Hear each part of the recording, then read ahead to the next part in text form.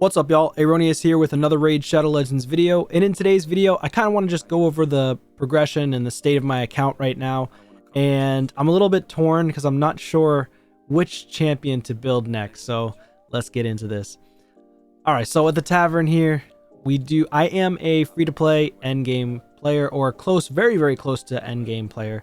Very late game, I would say.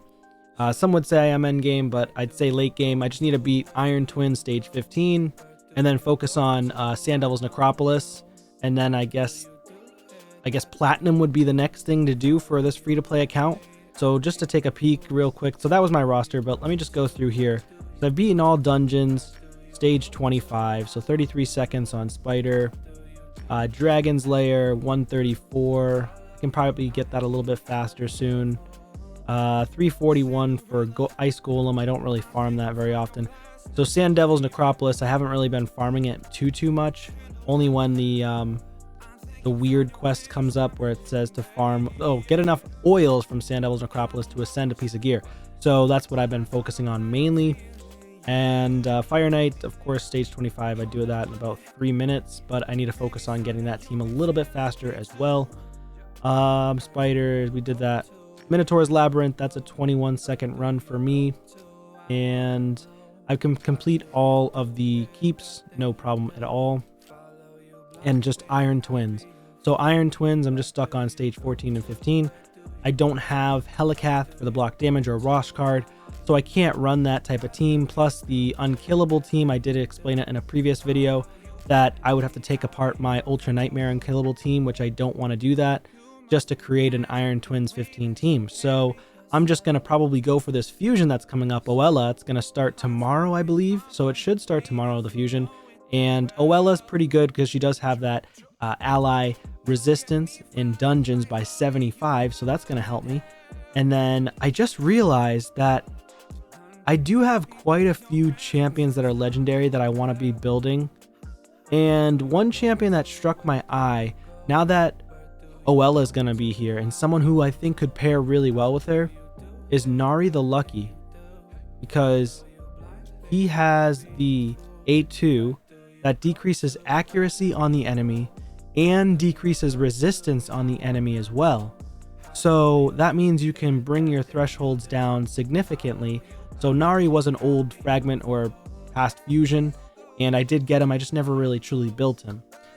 So I'm thinking that with her increased resistance and his decreased accuracy, decreased resistance, all I need to do is gear him at 500, roughly 500, 550. I think he'll have to be 550 so he can land the decreased resistance by 50%. So if he lands the decreased resistance by 50%, that just means I only need to build all my other allies with 275 to 300 accuracy, right?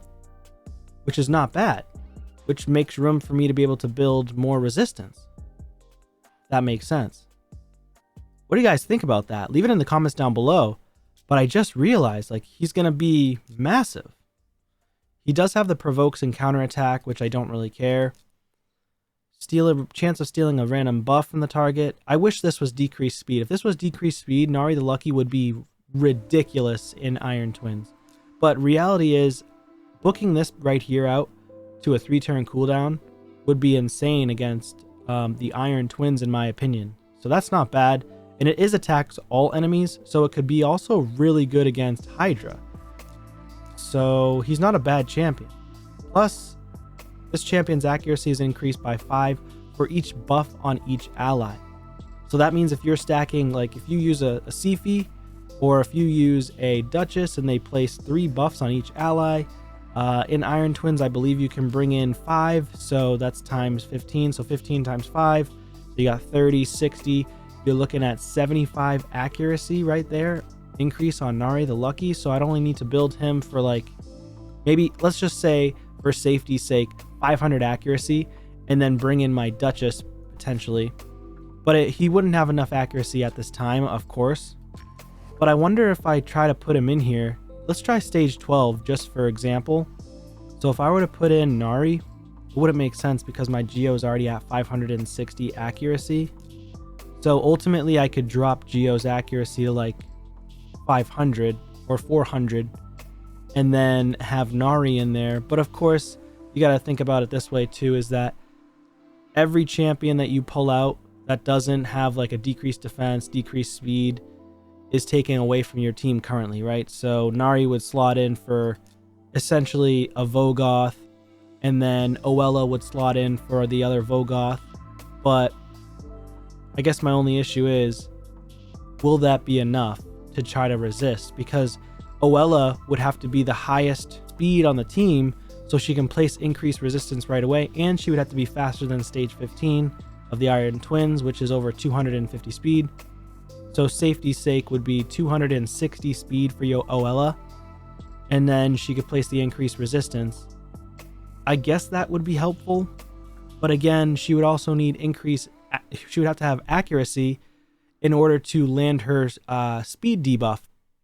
But with Nari the Lucky, her accuracy would only need to be around 300, right? Because Nari the Lucky is going to place the decreased resistance. Okay, so if I go back to Nari the Lucky here, see if I can pop them open here. Boom. So with Nari the Lucky, with the decreased resistance, he could actually do really well, paired well with OELLA. Just saying. Leave it in the comments down below. What do you guys think about that pairing? Do you have Nari the Lucky? Is he a Vault Lord for you right now? Have you not built him? Let me know. But I think I might end up utilizing him. See if he works out. Be interested to see any of the content creators that are pay to win to build a team with OELLA and Nari the Lucky. Like, for example, YST. I could see him doing it. He really likes Nari the Lucky. YST, if you see this video, definitely try it out.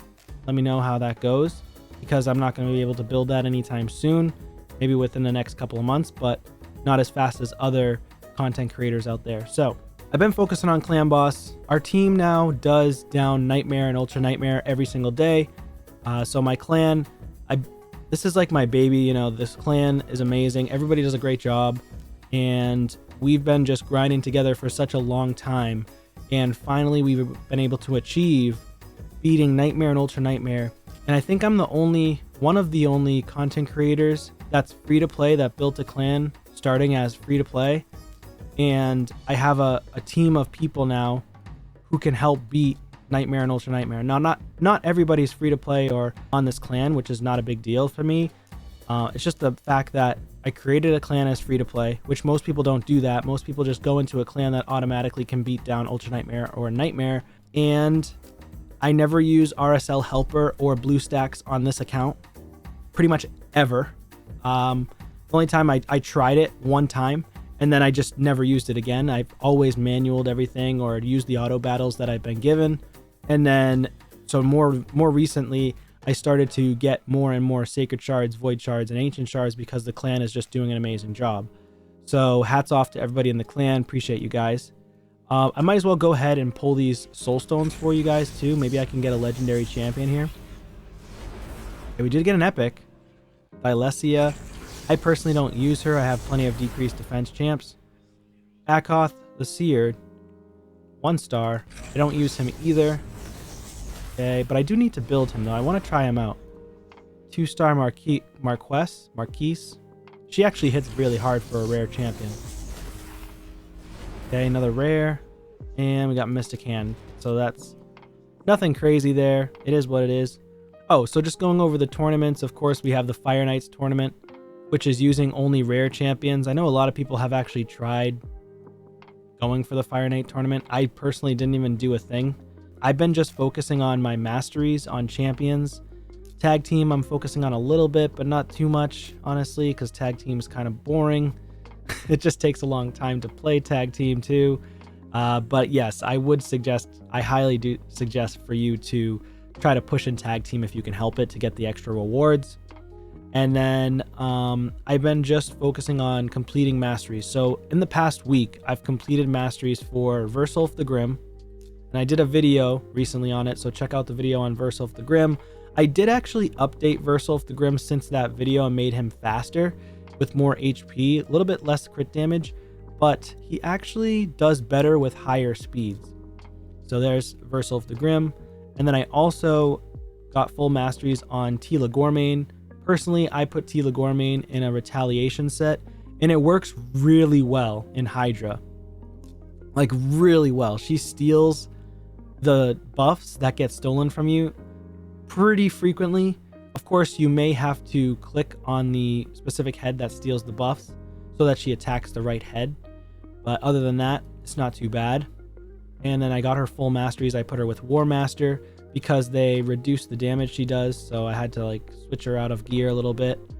And I have 65,000 HP, 3,700 defense, which is not terrible.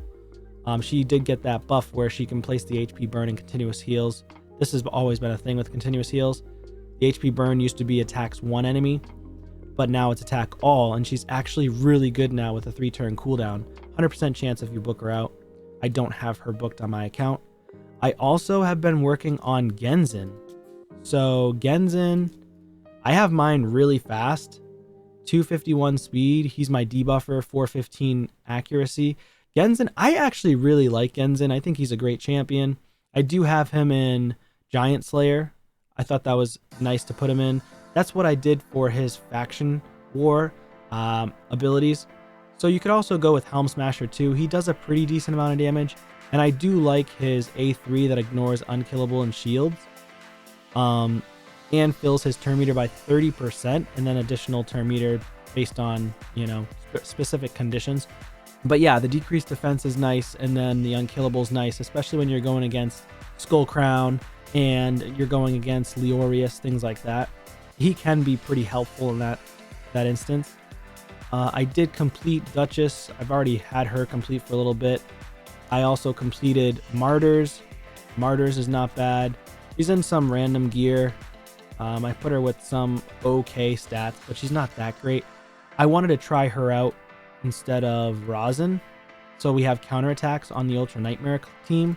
However, I don't think she's fast enough.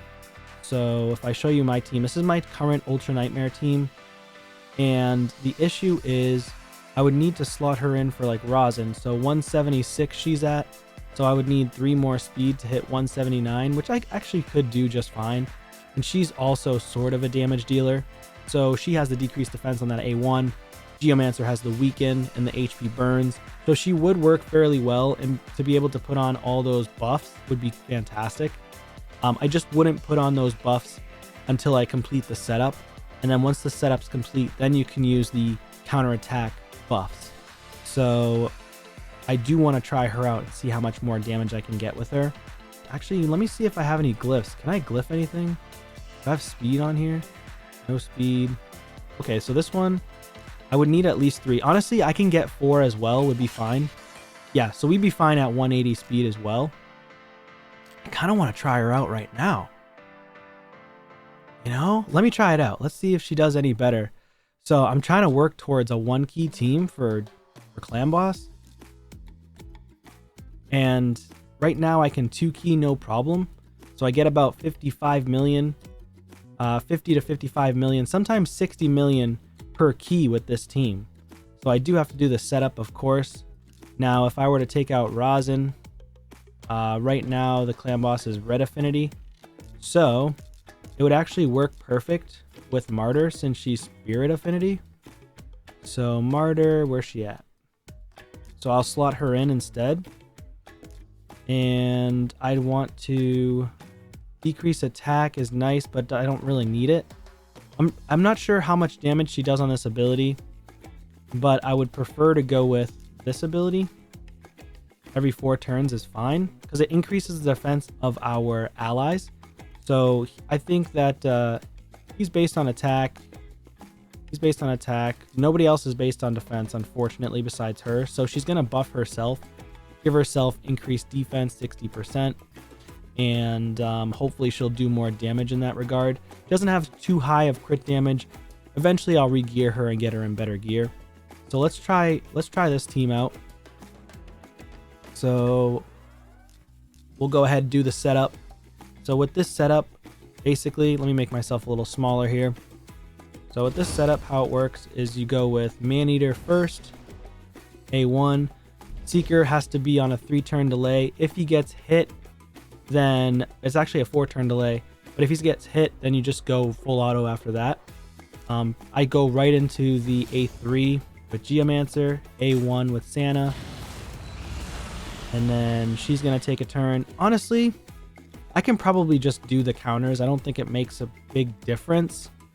The big issue is you do not want to have Sir Nick or Maneater be the stun target for the initial stun. So that's the issue. So I have to be careful with that. So now I can go right into this ability. This is the second hit for the A1 for Seeker. We'll go ahead and remove the increased attack. And we actually stole it, which is nice. Okay. We'll do the Pummel ability or the Siphon ability. Now we're going to get the counter attacks. And this is why I think that I'll get way more damage with Martyr. Because not only is it going up against she's positive affinity against Force, she also has the counter attacks on everybody too. So hopefully that'll help us out a lot. Use this ability. 80,000 is not terrible with the decreased attack is cool. But doesn't matter if we have decreased attack or not. A1 here. Okay, let's see if Seeker gets hit. Okay, Seeker did get hit, so now pretty much it's full auto from here. So I shouldn't have to worry about a thing. We got the decreased defense, we got the weaken out on the floor. It's full auto from here, and hopefully it doesn't make a mistake. So by turn 7, if there is a mistake, that means that I just messed up the turn order, but I don't think I did. So I'm going to let this run through, and then I'll come back to you in the end. So hopefully you guys can enjoy it.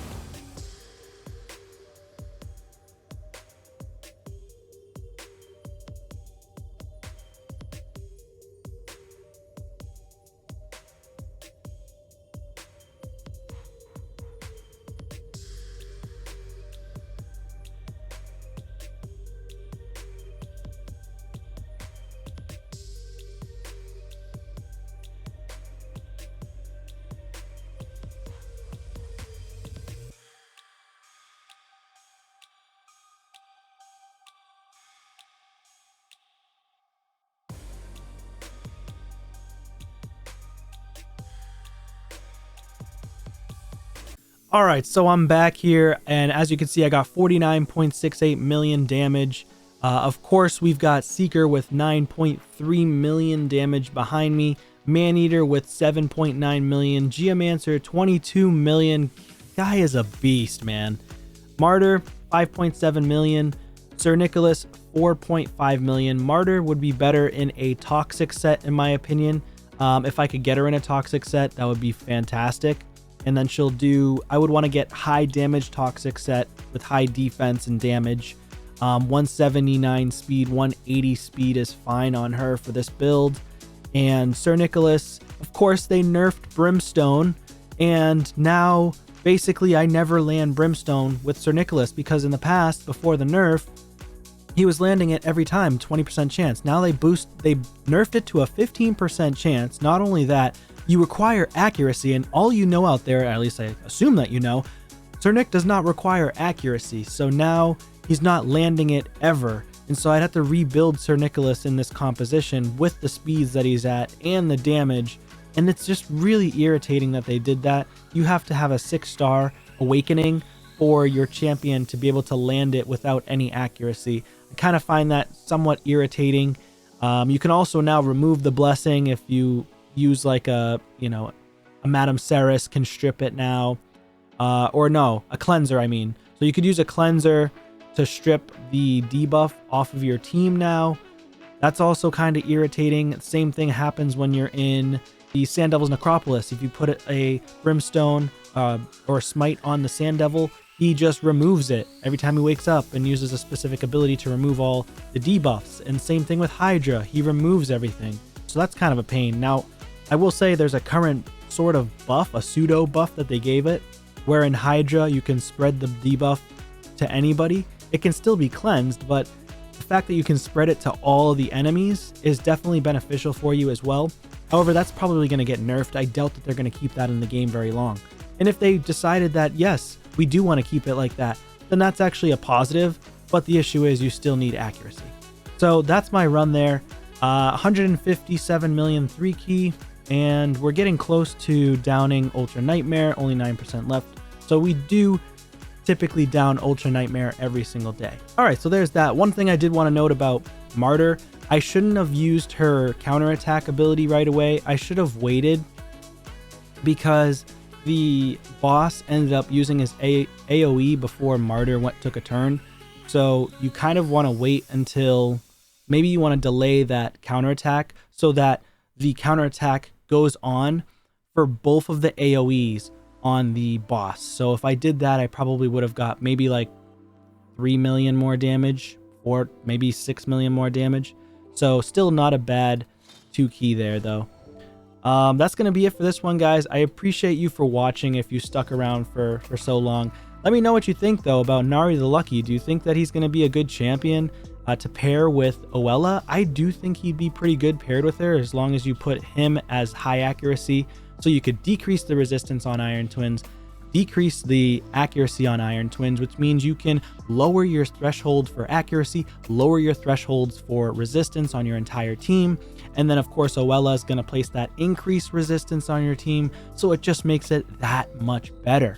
If you like what you see here and what I'm talking about, please consider leaving a like on the video, and also consider subscribing to the channel. It's really going to help me out. Appreciate you all. Take care.